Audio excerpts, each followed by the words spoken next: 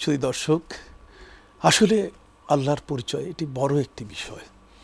এই পরিচয়ের মধ্যেই রয়েছে আল্লাহ প্রাপ্তির বিষয়। একজন ব্যক্তি যখন আল্লাহকে যত বেশি জানতে পারবে, আল্লাহর এই প্রচণ্ড ক্ষমতাগুলোকে যতক্ষণ পর্যন্ত সে বিশ্লেষণ না করবে, ততক্ষণ পর্যন্ত তাকে জানার কোনো সুযোগ তার নাই। এই জন্যে আল্লাহ সুবহানাহু ওয়া তাআলা তিনি আমাদেরকে বারবার কোরআন পড়তে বলেছেন, কোরআনের বিষয়গুলো মন্থন করতে বলেছেন।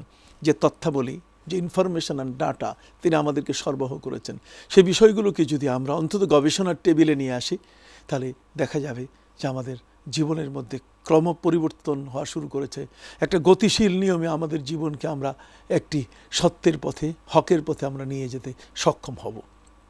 আল্লাহ সুবহানাহু ওয়া তাআলা এই জন্য তিনি আমাদেরকে বারবার তার সম্পর্কে তিনি বলছেন, ওয়া ইউহাযযিরুকুমুল্লাহু নাফসা। তার মানে আল্লাহ তার নিজের সম্পর্কে তিনি ভীতি প্রদর্শন করছেন। তিনি বান্দাকে সৃষ্টি করেছেন বড় আদর করে। তার সৃষ্টির মূল চিন্তা যেটা, সেটা হলো ওয়ামা খালাকতুল জিন্না ওয়াল ইনসা ইল্লা লিয়াবুদুনি। তিনি আমাদেরকে তার ইবাদতের জন্য সৃষ্টি করেছেন। ইবাদত, দ্যাট মিন্স আনুগত্য।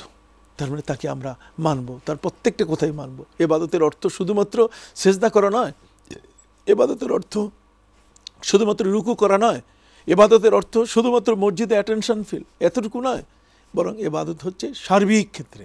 মসজিদে যেমন আমি যাব, অফিস আদালতেও তেমন আমি আমার আল্লাহর যে সকল নির্দেশনা আছে, এই বিষয়ে যে সমস্ত তিনি আদেশ জারি করেছেন, সে বিষয়গুলোকে আমি মানব।